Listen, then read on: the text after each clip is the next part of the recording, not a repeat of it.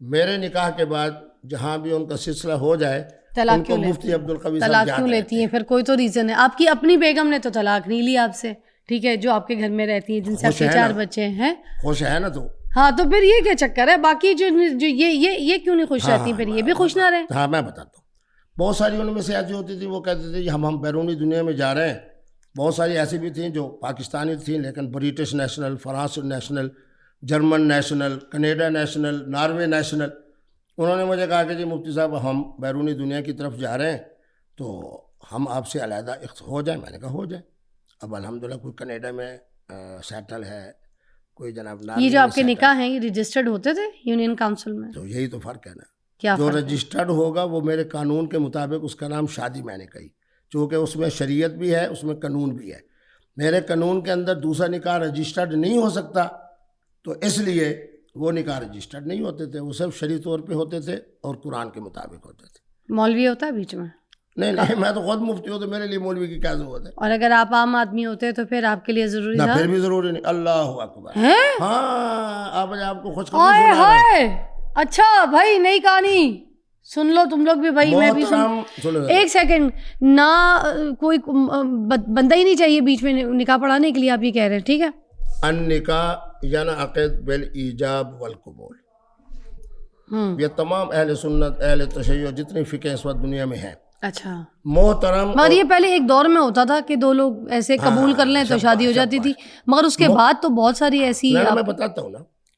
محترم اور محترمہ کی رضامندی سے جو معاہدہ, النکاح عقد, نکاح ایک کنٹریکٹ کا نام ہے, طے ہو جائے اسی کا نام نکاح ہے.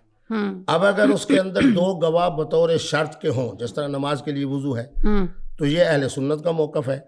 اور اگر 2 گواہ بھی نہ ہوں تو یہ ہمارے اہل تشیع کا موقف ہے. تو گواہان جو ہیں جو 2 کنفرم کیے گئے ہیں, کیا مطلب بندے کی طرف سے بھی ہونا چاہیے, آپ کی طرف سے بھی؟ نہ, صرف 2 گواہ, چاہے میری طرف سے ہو چاہے محترمہ کی طرف سے ہو. 2 لڑکی کی طرف سے یا 2 آپ کی طرف سے؟ نہیں, علیحدہ نہیں. 2 گواہ چاہے میری طرف سے ہوں یعنی محترم کی طرف سے یا محترمہ کی طرف سے. تو گواہ ضروری ہے؟ گواہ شرط ہے. گواہ شرط ہے اہل سنت کے ہاں. تو گواہ ہوتے ہیں آپ کے؟ جب میں نے موبائل فون کی جو سہولت رکھی ہوئی ہے, آپ تو میرے نکاح کی باتیں کر رہے ہو, میں نے سینکڑوں ایسے نکاح پڑھائے, اسٹیبلشمنٹ والوں کے بھی پڑھائے, بیوروکریسی والوں کے بھی پڑھائے, بڑے بڑے جناب نامور خواتین کے بھی پڑھائے, نامور مردوں کے بھی پڑھائے. میں اپنے کمرے میں بیٹھا ہوتا ہوں, ان کا فون آ جاتا ہے تو 2 میں اپنے اساتذہ ساتھ بٹھا دیتا ہوں, آواز کھول دیتا ہوں, ہاں محترمہ اجازت ہے آپ کا نکاح فلاں سے کر دوں؟ جی اجازت ہے. محترمہ آپ نے سن لیا, آپ اس نکاح کو قبول کرتے ہیں؟ انہوں نے کہا قبول کرتے. نکاح کو آپ خدا را آسان کریں, کیونکہ آپ کی شخصیت, آپ کا نام, آپ کا پوری دنیا کے اندر سفر, یہ اسی وقت آپ سمجھ سکتی ہیں جس وقت کہ اسلام کے روح کو سمجھے. اور اسلام کا روح کیا ہے کہ بد اخلاقی کی طرف نہیں جانا, بد کرداری کی طرف نہیں جانا. دیکھیں میں آپ کو بتاؤں, مجھے آپ کی نا یہ ویسے بات کوئی سمجھ کوئی نہیں آئی. دیکھیں ٹھیک ہے آپ نے اسلامی پہلو, نہیں آپ نے اسلامی پہلو تھوڑا سمجھایا اس کو حساب سے, کیونکہ آپ مفتی صاحب بھی ہیں, آپ نے اس حساب سے اس شیڈ سے سمجھایا. میں آپ کی اس بات کو سن لیا, میں نے آپ کی اس بات کو سمجھنے کی کافی کو, مگر جو بات مجھے سمجھ یہ نہیں آئی کہ بس آپ کا کسی لڑکی کے ساتھ ذہن بن گیا تو آؤ چلو یار کمرے میں بیٹھ کے تو نکاح کر لیا اور ویڈیو کال پہ کسی کو لے لیا. سنو, اچھا فلانی میرے دوست میری بات سننا یار, مجھے یہ لڑکی اچھی لگ رہی ہے, میں نکاح کر رہا ہوں, تو گواہ بن 1 منٹ ویڈیو کال پہ, ساتھ تیرا جو ہے نوکر بیٹھا ہے, ڈرائیور ہے, اس کو بھی بلا لے, اس کو بھی ساتھ بٹھا لیا, دونوں کو بٹھا کے تو وہ نکاح کر لیا. Is that? اس میں صرف ایک بات کا اضافہ کریں. جب وہ صاحب کہتے ہیں نا جی ہم بیٹھے ہیں اور آپ ہمارا نکاح کر دیں, ہم گناہ نہیں کرنا چاہتے, میرا 100% ووٹ محترمہ کے ساتھ ہوتا ہے. محترمہ آپ کسی کے نکاح میں تو نہیں ہو؟ جی میں نکاح میں نہیں ہوں. اپنی خوشی سے اس محترم سے نکاح کرنا چاہتی ہو؟ جی. حق مہر کتنا ہے؟ یہیں آ کے 90% معاملات بگڑ جاتے ہیں. وہ صاحب مجھے کہتے ہیں کہ مفتی صاحب تعلق آپ سے تھا, ہمارا فون بھی ہم نے ملایا, آپ سے ہمارا ایک عقیدت و محبت کا تعلق ہے, آپ خواتین کے حقوق کی طرف, حق مہر کی طرف جا رہے ہیں. میں نے کہا یہ میرا اسلام مجھے یہ. جب آپ نکاح کرتے ہیں تو کتنا حق مہر کی بات کرتے ہیں؟ دیکھیں بات یہ ہے کہ حق مہر کا تعلق ہوتا ہے میاں بیوی کی باہمی رضامندی پر, جو طے ہو جائے. کتنے طے ہو جاتے ہیں آپ کے؟ درجنوں نکاح, کتنے کوئی آپ نے حق مہر طے کیے ہیں؟ کتنا یہ گلو بند سے لے کے کوٹ سے لے کے, چلو اینک تو اب یہاں میں نے آ کے پہنی, یہ ساری چیزیں اگر خواتین بطور نذرانے کے قبلہ مفتی عبدالقوی صاحب کے پیش کریں کہ آپ مفتی صاحب ہیں، آپ کا ایک مقام ہے، آپ ایک شخصیت ہیں، آپ کا علم مدینہ یونیورسٹی، جامعہ ازہر، یہ تو میاں بیوی کے آپس میں باہمی رضامندی کا تعلق ہے، اسی کا نام تو نکاح ہے۔ اپنی باری پہ تو آپ کہتے ہیں کہ نہیں میں دوسروں کے باہمی رضامندی، اور کسی کی بات ہو رہی ہوتی ہے تو اس کو کہتے ہیں حق مہر کتنا ہے۔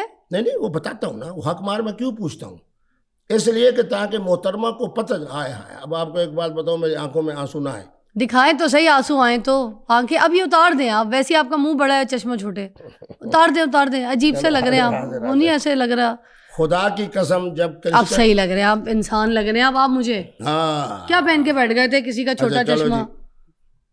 چلیں، کرسچن کمیونٹی کی خواتین سے جب میں نے سینکڑوں کی تعداد میں نکاح پڑھا، جو کہ یورپ میں 28 سال گیا ہوں، تو اس محترمہ کو میں کہتا تھا کہ اہل کتاب ہونے کے حوالے سے جو ہمارے یہ سیٹ صاحب ہیں مسلمان، ان سے آپ کا نکاح تو میں پڑھ رہا ہوں، لیکن آپ کے تحفظ کے لیے حق مہر کے نام پر اسلام نے آپ کے لیے ایک ہدیہ اور تحفہ، تو خدا کی قسم اسی بات کو سن کر بہت ساری بچیوں نے جو کرسچن تھیں انہوں نے اسلام قبول کیا کہ اسلام خواتین کا مذہب ہے، خواتین کا دین ہے، ان کے ساتھ میرا تعلق ایک محبت کا ہے، اور درمیان کے اندر مفتی صاحب کہہ رہے ہیں کہ جی کیا نذرانہ ہے جس کا نام حق مہر ہے، اپنی طرف سے معاف کر دو اور بات ہے۔ چلیے یہ بتائیے کہ قندیل بلوچ کے ساتھ نکاح کیا تھا آپ نے؟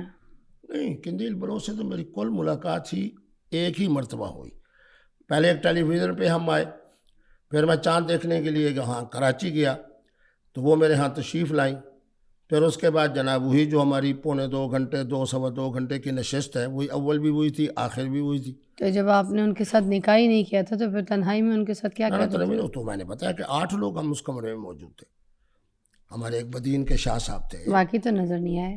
وہ کیسے، جو اب ویڈیو اگر میں بناؤں گا تو میں یہ چاہوں گا کہ اور نظر آئے۔